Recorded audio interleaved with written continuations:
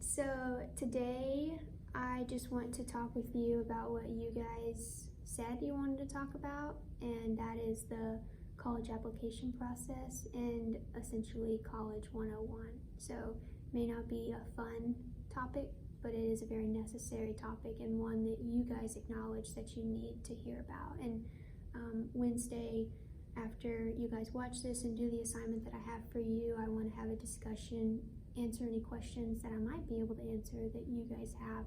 So really be thinking along the way as I go through this of writing down anything you might want to know further. So something that also I'm reading off of the PowerPoint I'm going to send you, so that is why I'm looking down. When to start the college application process. Now, you can't start too soon unless like junior or sophomore year, but you guys aren't there. So how you can start now is begin looking at colleges and know which colleges you want to attend, why you would want to attend those colleges. Really be thinking about your values, what you value more than the other thing.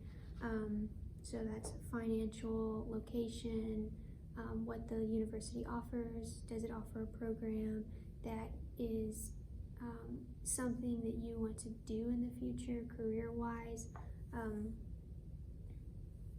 There are so many ways that you can begin exploring that now.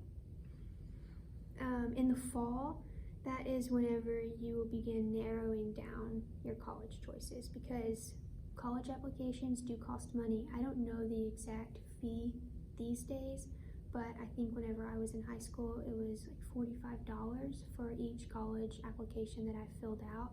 So you don't want to just fill out a plethora of college applications whenever you're not even interested in that school. I'm not saying that you have to limit yourself in an extreme way, but I also just don't think it's necessary to apply to a college that you're not even interested in going to. Make a list of the application deadlines for all of the colleges that you want to go to, and in your research of colleges you'll discover what those are, and just make note of them. Write them down in your planner, write them down on a document that you have for this specific topic. If you need to, take the ACT again. Submit your ACT scores to all schools you're interested in. Complete your FAFSA. So October 1st is the first day that you can file for your FAFSA, and that is a conversation we're going to have again, is over FAFSA. So that is, I'll talk with you about the process of the information that you're going to need for that, as well as just the steps to do that. Polish your resume and start asking for letters of recommendation, and prepare your first drafts for any admission essays you may need. And in researching those schools and in their college application process, you'll figure out who wants essays, who needs essays, what those essays are about, so you're not bombarded with all of these essays, because as we will also talk about, you're going to have scholarship essays that you're going to need to write. And senior year consists of a lot of papers to write, and so you just don't want all that to build up and hit you at once, because that's overwhelming. So in the winter time of your senior year, it will be important for you to finalize your essays, have someone proofread them when you're done, submit your applications by the appropriate deadlines, which you will have in the document that you've created for yourself. Request for your guidance counselors to send your transcript at least 2 weeks before the deadline. As a counselor in training, guidance counselors, school counselors are overwhelmed with paperwork, and so it's just kind of you to ask them 2 weeks in advance, so you're guaranteed to get that, and you also give them time to get that prepared for you. It might sound silly, but just keep a copy of all your applications you submit, so you know what you've done and you have record of what you've done. Work on scholarship applications, which we will also talk about in the future. I just thought that this could be a baseline of discussion for us to start with. because it can get overwhelming, and that's really the last thing I want for you guys. So in the spring, you have gotten a lot of your paperwork done, but it's still important for you to stay active. Your grades still matter, even though you think that they might not. It's still important for you to stay engaged, stay active, still be participating in the organizations that you're in, the sports that you're in, and so on. Once you receive acceptance letters, make your final decision about which college you're going to attend and inform each college of your acceptance or of your rejection. And you'll need to do that to the admissions office.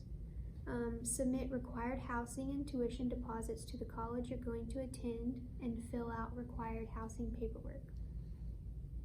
Then you'll need to review and accept or deny any financial aid offers. And then, of course, there's prom, if you're going to go to that, senior night, graduation.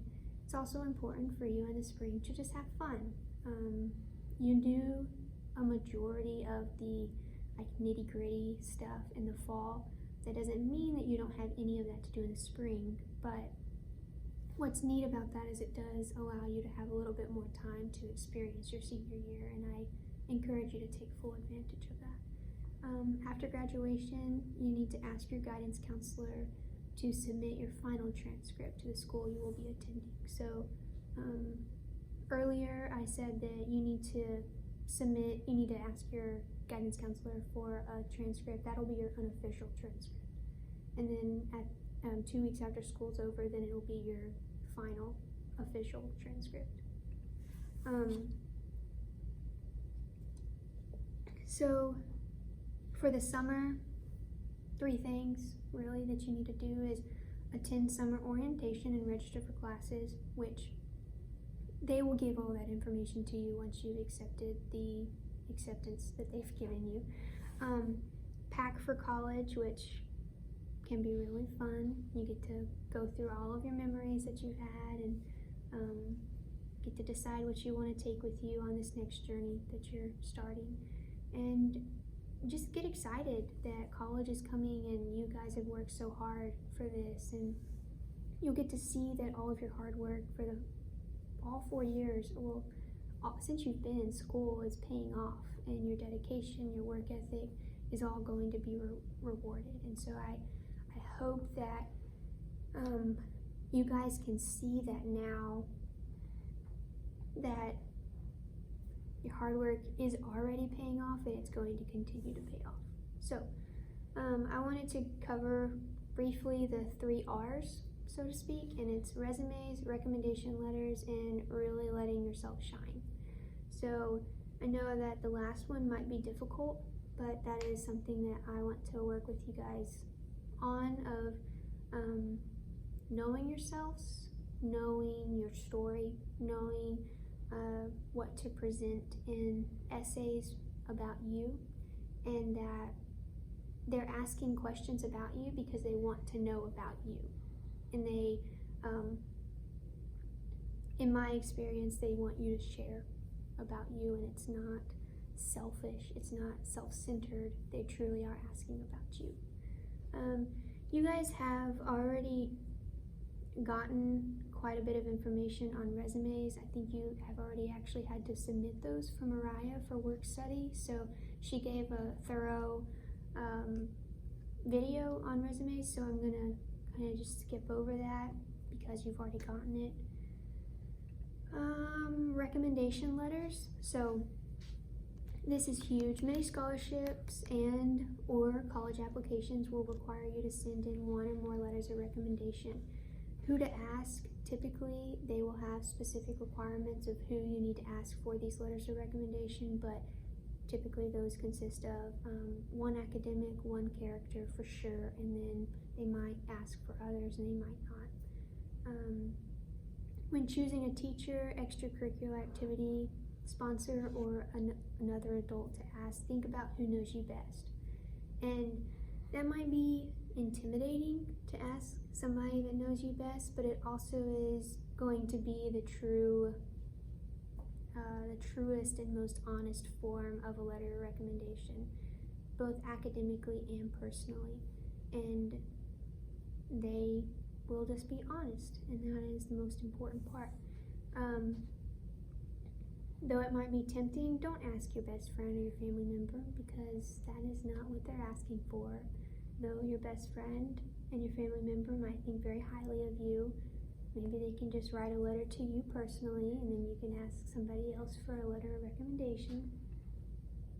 Okay, so it might seem silly, but how to ask for a letter of recommendation: be professional, polite, and be respectful of their time. That's so important. If you say, hey, I need this tomorrow, well, that you're going to maybe not get a letter from them, but you also could get a very rushed letter, and that's not what you want, and that's not what the person you're asking wants to do for you. Ask in person if possible, over the phone and email if necessary though. Provide them with the deadline that you need the letter by, any requirements for what the letter should include as specified by the application. If the application specifies that they must directly mail them the letter, then send with it an addressed envelope with a stamp on it, so that's just a respectful way to say, essentially, thank you for doing this, I'm going to provide the materials for you to do it. And then have a copy of your scholarship resume. If you're going to ask Upward Bound for a letter, great.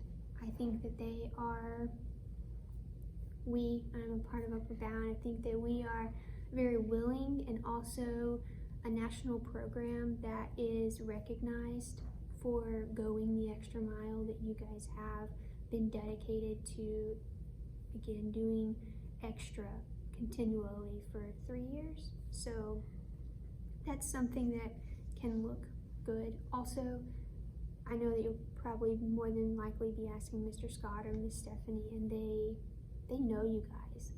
They have spent quality time with you, they've spent many hours with you, they see you on a regular basis, and so they're just going to be honest in knowing you. Provide plenty of time, 2 weeks. There are 6, I think. There are quite a bit of seniors, and there's only one of Miss Stephanie and one of Mr. Scott. So if all 6 of you ask on the same day, that is just overwhelming, which you can, but just make sure they have plenty of time in advance to do it. And then try to limit yourself to asking only one UB faculty, because if Mr. Scott serves as your academic reference, don't have Miss Stephanie serve as your character reference. Vice versa. Just kind of diversify who you get your letters of recommendation from. If necessary, send a polite and gentle reminder a couple of days before the deadline. So an example of that would be, hello, Miss Stephanie, just wanted to remind you that the recommendation letter that you're writing on my behalf is due 2 days from now on October 10th or June 10th. Thank you again for being willing to write one for me. What you shouldn't do is text Miss Stephanie and say, hey, yo, Steph Dog, I have that letter that's due in a couple of hours, and I just, it is done yet, so I need that from you. Yeah, so if you could get that to me, that'd be great. She might send you a bunch of laughing faces. She might just do her busting out laughing that she does, that you guys enjoy so much, but I don't know that you're going to get a response other than that from her. So just be respectful of her, remind her in advance, because as you know, she's a very involved individual, and she is very structured and planned. So more than likely she's going to have that to you right on time, but it is just a kind reminder to let her know. That also shows her that you are involved in your process. So after the letter is done, be sure to properly submit it, though that seems obvious, some forget, and say thank you. Send a nice handwritten note to thank your recommender for their time and for writing the letter on your behalf. So now to the part that's probably uncomfortable for you and your fellow classmates is to really letting yourself shine. Scholarship applications, they want to know who you are. Again, they ask these questions because they want to know. They want to hear from your heart, they want to hear from your mind, they want to hear from what's inside of you. So just allow that to flow and don't think twice about it. Scholarship essays typically scare students because they have no clue where to start. Reach out to somebody if you don't know where to start. They feel like their story is not worth telling. Every story is worth telling. Every story is worth hearing. They worry that their grammar is not good enough and their vocabulary is not strong enough. Allow someone to proofread it. Allow someone into that process with you that can walk alongside with you, because there are so many people that are willing, you just have to ask. They think that there's not enough time to get it done. That is something that is oftentimes the case of, oh, well, this is due tomorrow. Well, how long have you known about it? Did you write it down in your planner? Did you schedule time aside to do it? There's just all these questions that you have to ask yourself, and again, you plan ahead. I do understand that sometimes you might just happen upon this scholarship or this scholarship that's due tomorrow night that you didn't know about, and there may not be enough time. That's a different story. That's not what I was talking about originally. So how to write a scholarship essay: read the prompt and the directions. It's self-explanatory for the most part, but the directions are going to guide you and lead you in the right way if you just take time to know what they're asking for. So then there's different sections. There's pre-writing, so getting all your information together, brainstorming, planning how you're going to answer the questions, doing your research. There's the drafting, getting it down on the piece of paper, letting someone proofread it, knowing that it doesn't have to be perfect, that you can change it later, but you are giving yourself the freedom to just write it down, revising, and then proofreading, and then the final draft.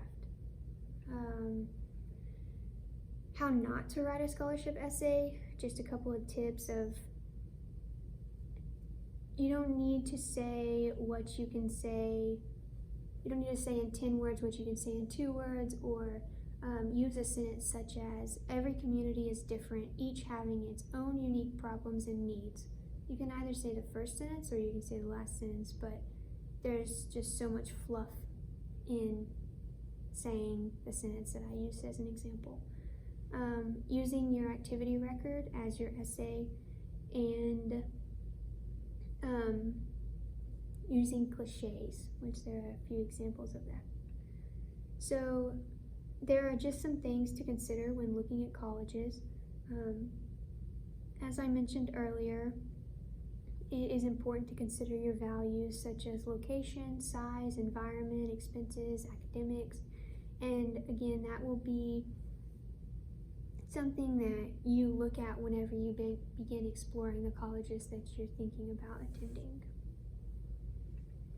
So how do you get some of your answers to your questions that you have? Research, begin looking at the universities, talk to current students and alumni at that university, call or email the admissions and financial aid offices, and do a college visit, which I know right now is going to be virtually, but that's so cool that you get to do a virtual visit of any university that you would like. I do encourage you to be serious in some of those college virtual tours and truly get to know the college that you want to go to. Some of the different aspects of college life, I'm not going to go through these specifically, but there's dorm life, there's classes, there's homework, there's the fun stuff, so clubs, sports activities, community service that you can be involved in, the outreaches that various colleges have. Those are all just things to keep in mind, and I really do want to talk about those more in depth in class on Wednesday, but for now, it's just a brief overview.